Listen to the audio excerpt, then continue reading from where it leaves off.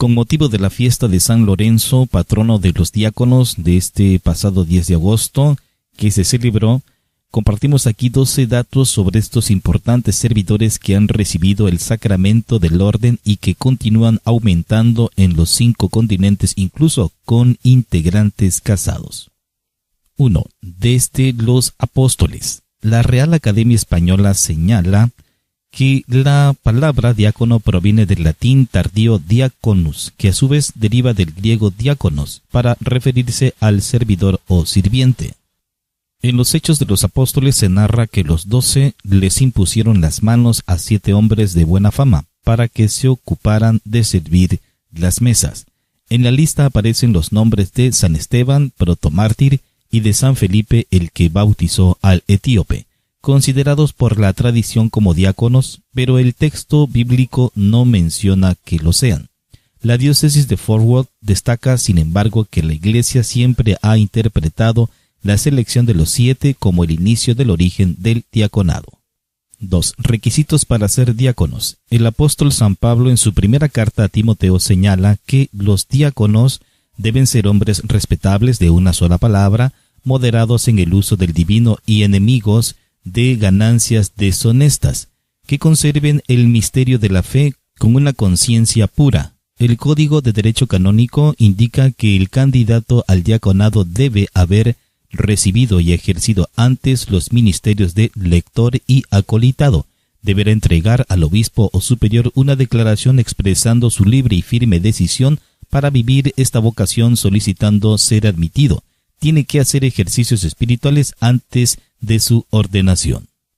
3. Funciones del diácono. La Lumen Gentium, Constitución Dogmática sobre la Iglesia, describe que el diácono puede administrar solamente el bautismo, reservar y distribuir la Eucaristía, asistir al matrimonio y bendecirlo en nombre de la Iglesia.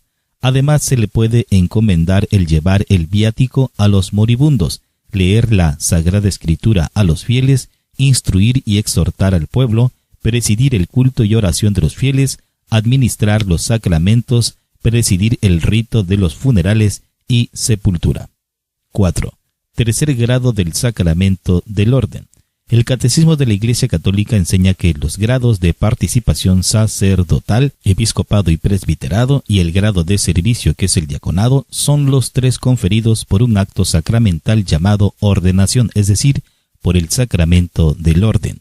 La Lumen Gentium precisa que los diáconos están en el grado inferior de la jerarquía y reciben la imposición de las manos, no en orden al sacerdocio, sino en orden al ministerio.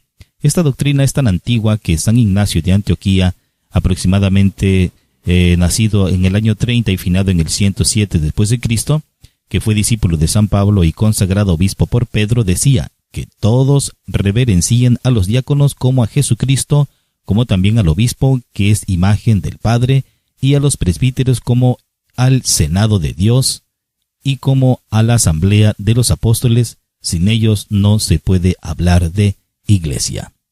5. Diáconos transitorios y permanentes. El Catecismo de la Iglesia Católica hace referencia al diaconado transitorio y permanente.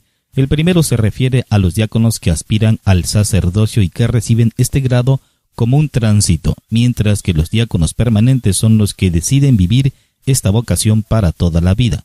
Los que van al presbiterado pueden recibir el diaconado tras cumplir 23 años.